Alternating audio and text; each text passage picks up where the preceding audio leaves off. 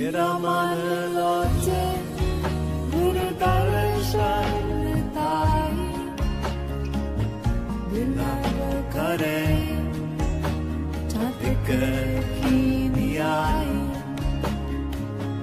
विकाना उतरा शांत न आगा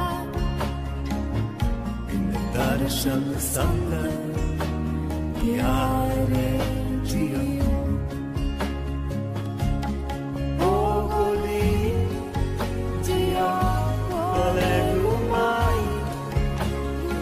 Здравейте, приятели! Днес ще направим едно видео на тема кои са нашите врагове и как висшите сили ще ги накажат. И сега ще го направим този разклад с новия оракул Валкирия, с който се работи много добре и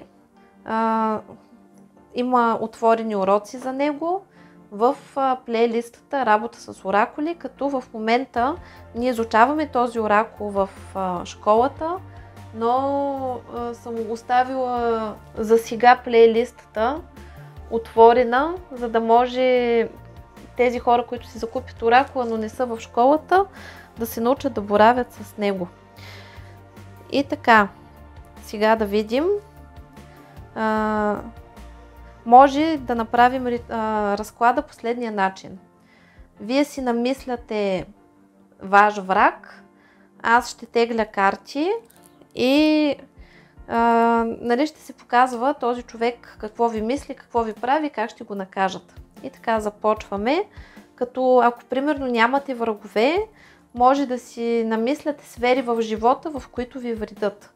Примерно в работата, в любовта, в здравето и прочее. И сега започваме с първи вариант.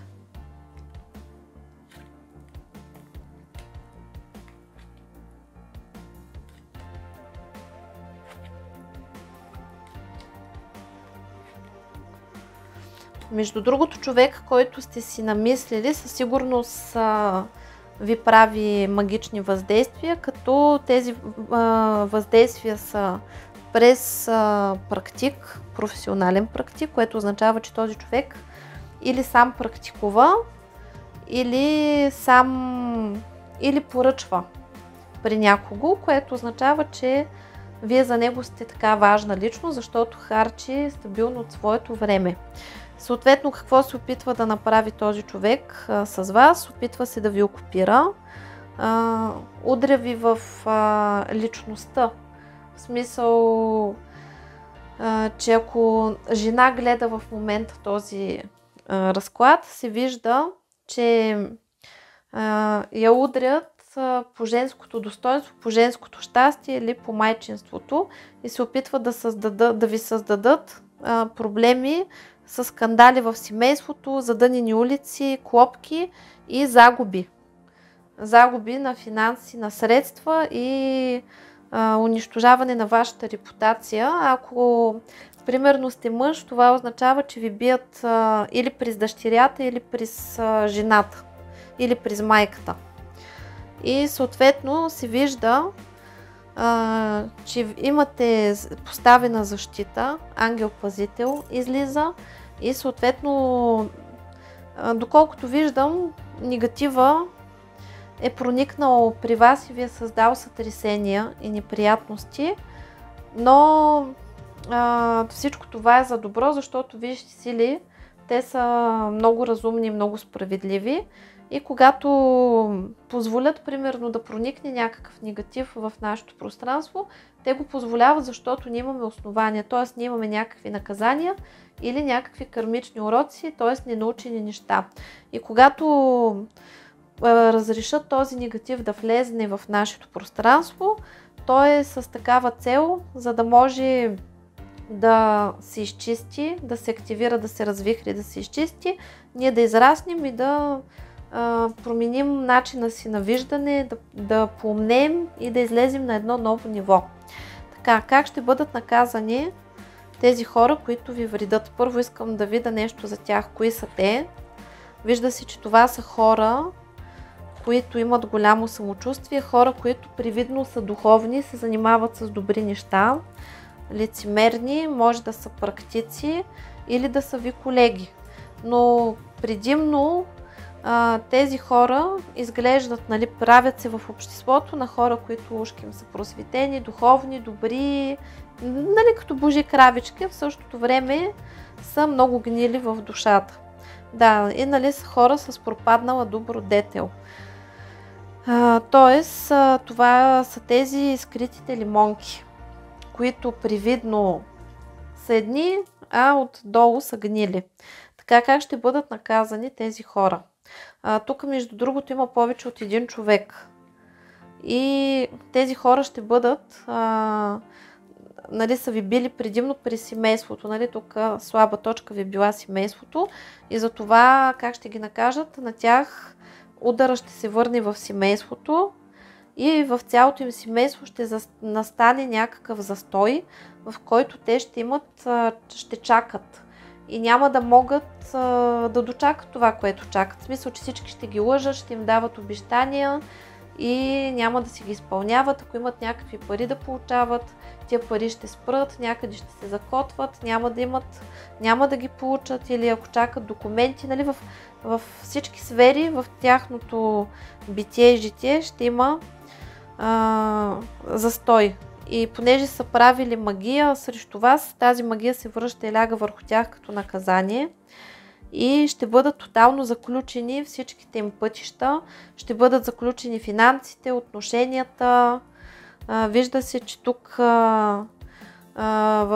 при тях от вас се отива такъв негатив, който се нарича черна вдовица, което означава, че ще има пълна разруха на отношенията в любовта и загуба на партньори. Тъй като черната вдовица, тя унищожава само партньор, който примерно има някакво проклятие за унищожение на рода и, нали, тогава загива. Нали, загуба на партньори, обаче тези партньори, които нямат такова проклятие, имат живот напред, те просто изоставят партньора си без никакво обяснение. Така че тук ще има драма в любовта и това проклятие ще легне върху цялото семейство и ще се плаща от деца и внуци. Също така печат откупник, което означава, че започват да плащат и започва да се слива всичкия негатив от вашия род и техния род, нали, върху тях, и се започва едно голямо плащане, което означава, че всички неприятности, за които се сетите, ще им се изсипват на главите, ще им бъде отнет успеха, ще имат много лош късмет. Децата им ще се раждат вече с магии, т.е. вътреутробна порча. Това означава, че вече в техния род се раждат наказани и ще имат много тежък живот, поколения наред, като тук ще бъдат лишени, между другото, от вещерската си сила и от знанията си. Ще има отнемане на таланти, на способности магични. И също така се вижда, че при тях ще има така доста стабилни удари от съдбата, защото се включват наказателно такива негативни егрегори и черни воронки, които ще им източват енергията, ще предизвикват катаклизми един след друг. И това ще обхване целият им дом, ще имат загуба на имущество и ще бъдат ударени в любовта, ще страдат от нещастна любов. Така, да видим сега втора гугутка.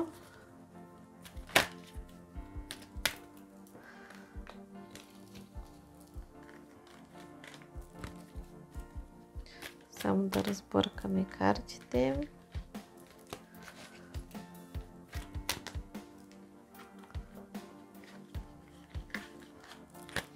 Аз, например, тук, понеже не обръщам внимание конкретно на врагове, на първи вариант си бях казала кои са враговете в работата ми и как ще ги накажат.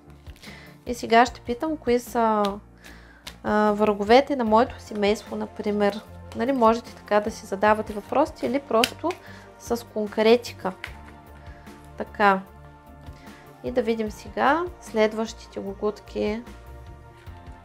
В случая при мен е враговете на моето семейство. Значи тук са правени въздействия, така че да изтиваме един към друг и да не се разбираме и да си обърнем гръб. Също е правено за смърт. на членове от семейството и в същото време, нали, за бездействие, така че нищо да не може да се направи. Правен е приворот за смърт. Приворота за смърт е когато човек започва да се саморазрушава и иска да умре. И е действано чрез съзнанието, така че човек нали, сам да мисли негативно и да изпада в депресия. Така че ако вие или членовете от вашето семейство имат депресивни състояния и проблеми и саморазрушително поведение, това е правено специално. И се вижда, че като цяло е удряно върху финансите и благополучието на семейството и са се опитвали да унищожат благополучието и защитата, но се вижда, че вие самите се възраждате като феникс и нищо не могат да ви направят. Какви са тия хора? Това са хора, които ви завиждат и смятат, че вие имате всичко, което те биха искали да имат, искат да са на ваше място. Също така от много дълго време, нали, ви завиждат и това е цяла група, нали, хора шабаш, това е сборище от много хора, които ви завиждат и ви гледат с лоши очи и тук се извършва магично въздействие и нали, тези хора така са доста силни и влиятелни и са се самозабравили, в смисъл, че това са нагли хора, които досега са безчинствали доста безнаказано и са свикнали да постигат всичко, което си искат, да мачкат наред, да тормозят и сега са решили да се захапят с неправилния човек, защото сега ще бъдат наказани много сериозно. Така, как ще бъдат наказани? Ще им бъде завързано абсолютно всичко и всичко в живота им ще спре, ще попаднат в капан и няма да има излизане от това нещо. Молитвите им няма да бъдат чути, защото вижте сили ще им обърнат гръб, т.е. означава, че сега тук ще дойдат палачите и инквизицията и ще стане много веселко. Да, тук се появява съперница, нали, в работата или в любовта, като тази съперница ще ги тормози, ще им прави крадници, също така ще бъдат атакувани от други като тях, които ще ги унищожат буквално и ще им заключат пътя. Тоест, нали, тук има палач, който ще дойде, ще ги унищожи много добре. И тук се вижда, че тия хора също ще бъдат наказани, за да се раждат направо повредени и омагьосани. Също така ще бъде прирязан корена на техния род, ще бъде унищожен, ще получават непрекъснато удари в гърба, ще ги удари в работата, няма да имат работа или ще работят много, но няма да имат пари. Всичко ще се блокира, да, ще останат сами, ще започне загуба на имущество, ще имат много неприятности и трудности и ще останат сами като кучета. Цялото общество ще им обърне гръб и няма да има кой да ги напсува. И при тях ще започне, между другото, скандал в самото семейство и самите те ще се обърнат един срещу друг и това няма да има изцеление. Тези хора ще ходят и ще търсят изцеление и никой няма да може да им помогне. Така че тези гугутки добре ще си го получат. Благодарим на висшите сили.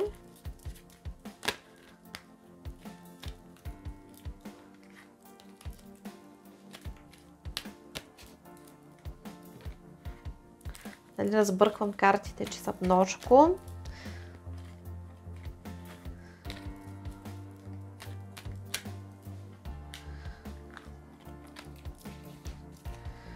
Така, затова, когато, нали, това е за всички очкова валкирия, които вече почват да практикуват, когато се сблъскате с човек, който се чисти, но не може да се изчисти, това задължително говори, че човека има наказание.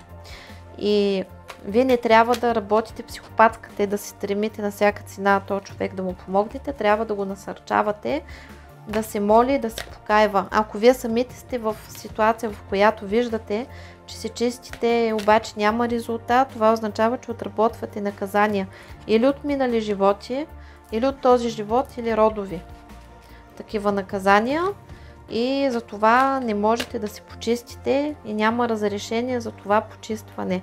И по принцип негатива си тръгва тогава, когато отгоре Висшия съд и висшите сили разрешат.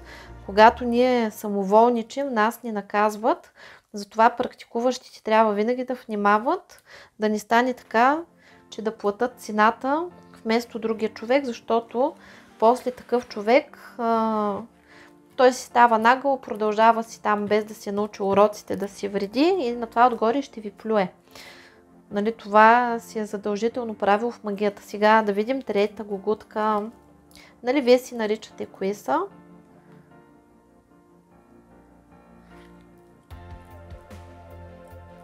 Вижда се, че тук е извършвано подчинение и манипулация. Безбрачие, тук най-вероятно питате за любовта или за отношения. Също така тук става въпрос на алчност. Нали, от алчност са го правили, са ви били в личния живот и в отношенията с другите. Нали, ако примерно питате за бизнес, това са хора, които са ви ударили така, че нали, да нямате сделки, хората да не ви харесват. Това ви се е случило, защото имате печат наказана душа и за това ви хващат негативите. Нали, говорихме за наказанието и тук сега се вижда, че вие самите сте наказани и за това привличате, например, нали, зависи какво питате. Примерно в любовта привличате кофти партньори, алчни, използвачи, стиснати, безскрупулни, лъжци, измамници, които да ви подчиняват, да ви манипулират и да ви използват и да ви ограбват. Ако е в бизнеса, нали, в бизнес плана, ако питате, привличате такива хора, които ви използват, лъжат, мамят, ощетяват, ползват вашите блага и ви оставят без нищо. Както и ако примерно питате в приятелски кръг или нещо такова, нали, това е, че привличате кофти приятели, които нали, ви съсипват живота и ви използват. Ако питате за конкретен човек, този човек ви е пратен като наказание заради нали, неща, които вие сте направили. И се вижда, че в момента изтича времето на вашето наказание, затова ви дават възможност да се изцелите. Излизате от отчаянието, в което сте влезнали. Тук се вижда, че има предразположеност да влезете в дългова яма чрез вредни навици и да влезете в задънена улица. Нали? Това са хора, които ви подвеждат и ви вкарват в загуба, буквално ви ограбват, или вие може да привличате партньори с вредни навици, дали в любовта, дали в такива приятели, дали други неща и хора, които ви правят магии.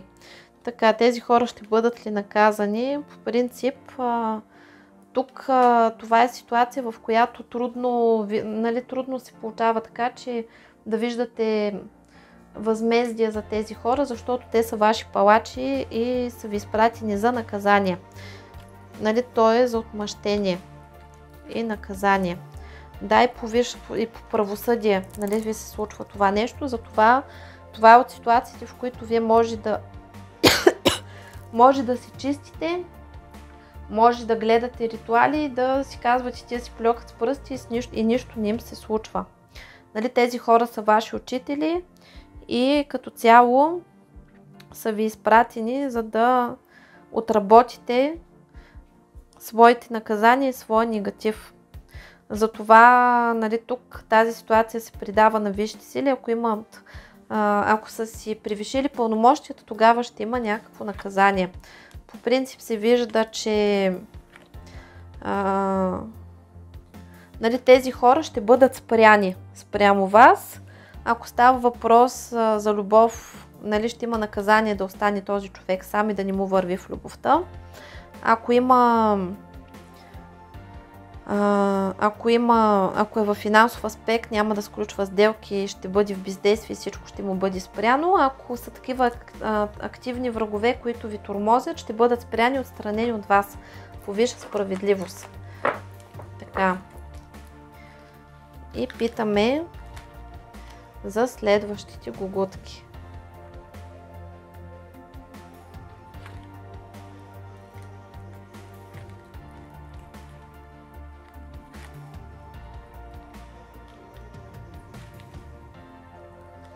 Ако питате за конкретен човек, този човек се вижда, че реално не ви вредителства. Ако ви вредителства, няма да е осъзнато. А може да е неосъзнато.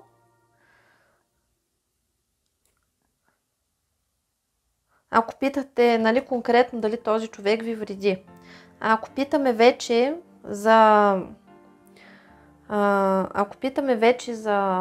определена сфера в живота, кой ни вреди, излиза, че имате завистници и хора, които завиждат на това, което имате. Аз тук, например, съм питала за моите финанси. Има хора, нали, които смятат, че живеете много добре, че сте късметли, че имате имущество, че всичко ви е супер. И поради тази причина проистича, нали, такова говорене, завист и пожелание и опити да ви се, нали, да се заключи вашето имущество, обаче то не е правено чрез магично въздействие, а просто от злоба, завист и говорене по ваш адрес.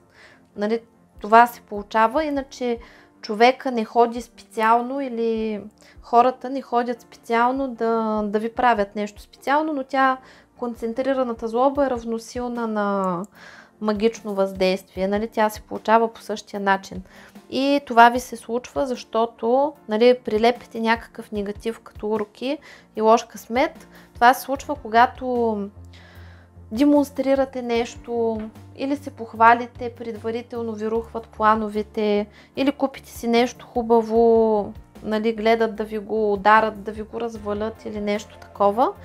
Нали, това е като една такава много силна завист има тук. И нали, това пак ви се случва да привличате такива хора, защото имате печат от купника. И това пак е вид наказание от минали животи. От вас се иска да бъдете по-скромни. В смисъл, че не е нужно да се хвалите, не е нужно да демонстрирате, да парадирате и да доказвате на другите каквото и да било. Или да си споделяте плановете предварително, защото ако вие сега в момента не сте добре, това означава, че тия хора живеят по-добре от вас и не искат вие да изплувате. Иначе се вижда, нали, че са хора, които пред вас може да лицемерничат, зад гърба ви копаят гроба. По принцип не могат да ви навредят кой знае колко, просто ви създават такива дребни неща. Имате защита и, нали, при тях нещата опират до такива пожелания и нали, говорени. Някои от тях може и до църквата да ходят. Така, значи как ще бъдат наказани. Тук ще има закълцовка, ще им се върне това, което са желали на вас. Например, някой ви е завидял, примерно, на хубавата рокля и роклята ви се е скъсала заради това нещо и той после ще загуби, примерно, няколко рокли.